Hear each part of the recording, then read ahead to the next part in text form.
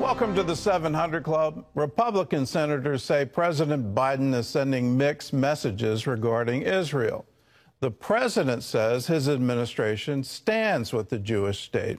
So the question is, why is it sending millions in U.S. tax dollars to UNRWA, a group linked to incitement and to terrorism? The 14 senators have sent a letter to the president encouraging him to stand firm with Israel. Abigail Robertson takes a closer look at the specific policies these Republicans find so repulsive. Senator James Lankford says when it comes to U.S. support for Israel, the Biden administration is sending mixed messages.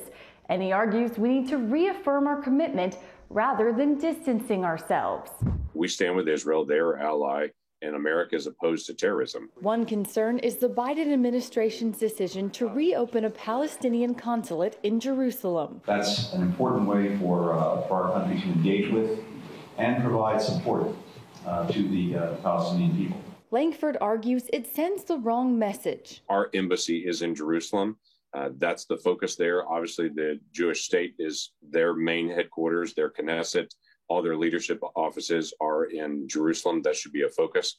So I have a real concern that sends a mixed message from the United States. Add to that message plans to reopen a PLO mission here in Washington.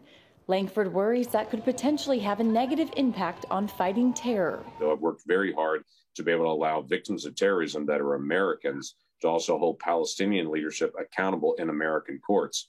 And the connection there is if they base any of the Palestinian efforts here in the United States and have a headquarters here in the United States, American families are able to sue Palestinians for damages and for loss for the acts of terrorism that have been carried out against some of these families. Lankford fears the administration is trying to find a way around that. And definitely shouldn't send a mixed message to American families that are victims of terrorism that they're not going to be able to get their day in court. Secretary of State Blinken also recently announced $30 million in U.S. tax dollars will go to the United Nations Relief and Works Agency for Palestinian refugees. I do not believe we should have restored the funding to that UN organization that handles refugees.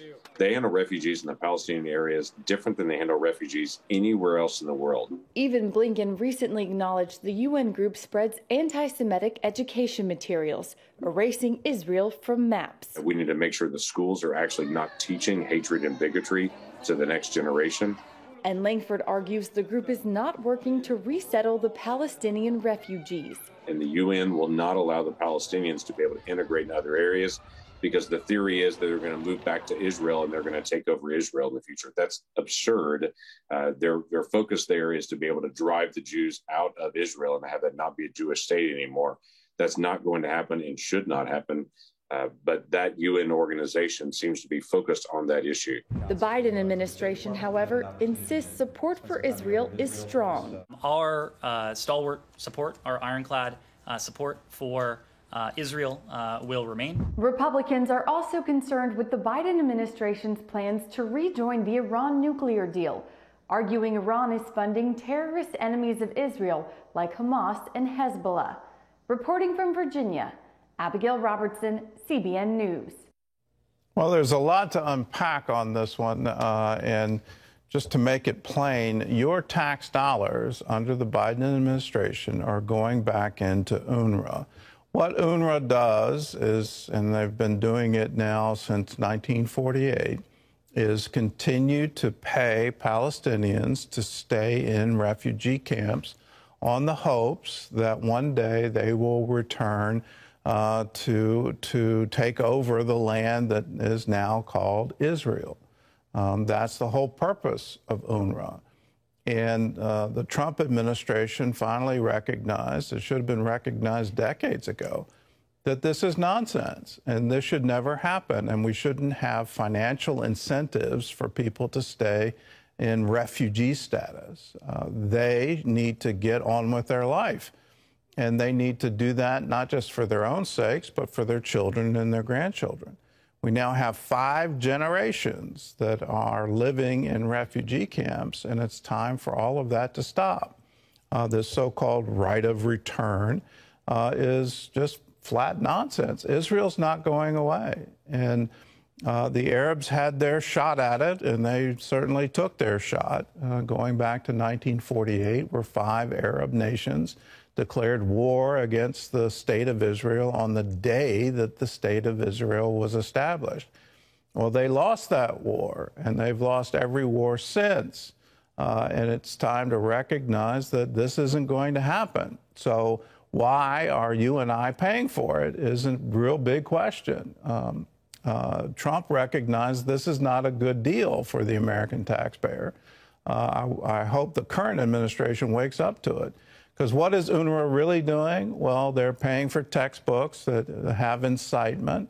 There have been reports that some UNRWA money has somehow gone to other groups that have very nefarious intent towards Israel. So how do we deal with this? Well, you stop it at the source and you say no more. And I urge the administration, please rethink this. There's no point in continuing to fund refugee status for these camps. In other news, top Democrats have rebuked one of the members over her comments comparing the United States and Israel with terrorist groups. Ephraim Graham has that story from the CBN Newsroom. Ephraim? Gordon, Minnesota Congresswoman Ilhan Omar ignited a political storm when she tweeted a message that included this statement. We have seen unthinkable atrocities committed by the U.S., Hamas, Israel, Afghanistan, and the Taliban. 12 Democrats, led by Brad Schneider, denounced her tweet, saying equating the United States and Israel to Hamas and the Taliban is as offensive as it is misguided. Omar criticized her colleagues, accusing them of using Islamic tropes. Some left-wing colleagues supported her. But Thursday, she backed away, saying, I was in no way equating terrorist organizations with democratic countries with well-established judicial systems. Even so, House Speaker Nancy Pelosi and the other 5 top House Democrats issued a statement making it clear they disapprove of Omar's original remarks.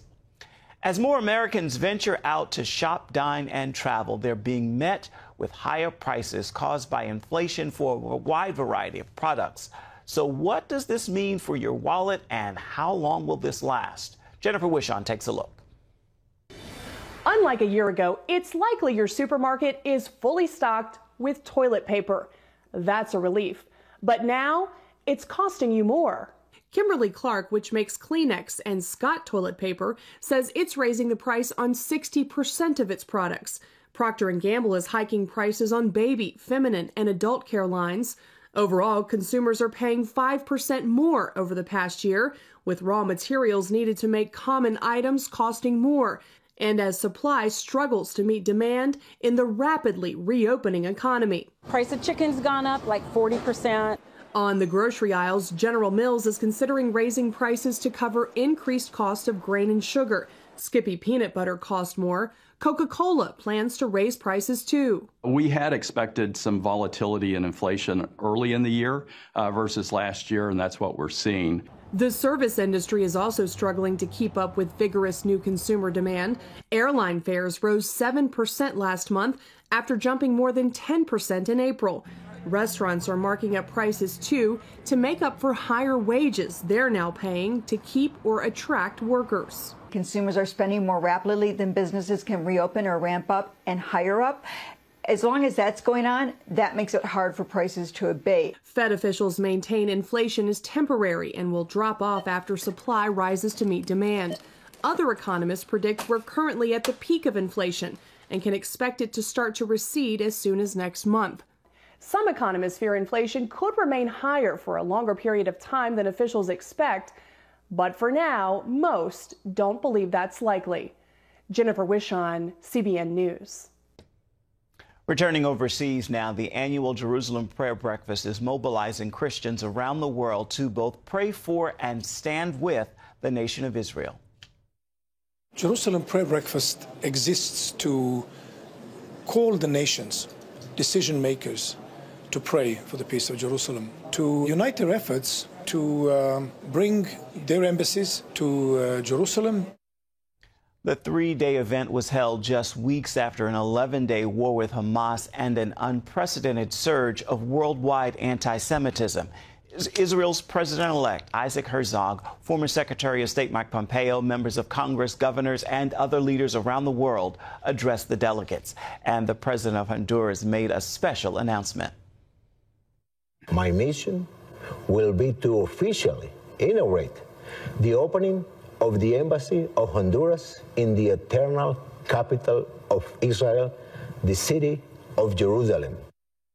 The Jerusalem Prayer Breakfast began in 2017 and reaches worldwide. And Vexler believes a major blessing can come to the nations of the world when they recognize the simple truths of the Bible. And I'd say those blessings can come to individuals as well when we recognize those truths. Gordon? Those who bless you will be blessed. That's a promise that goes back to Genesis. That's a promise that God made to Abraham. Let's continue to pray for the peace of Jerusalem. We've seen the rocket attacks. We've seen the terror attacks.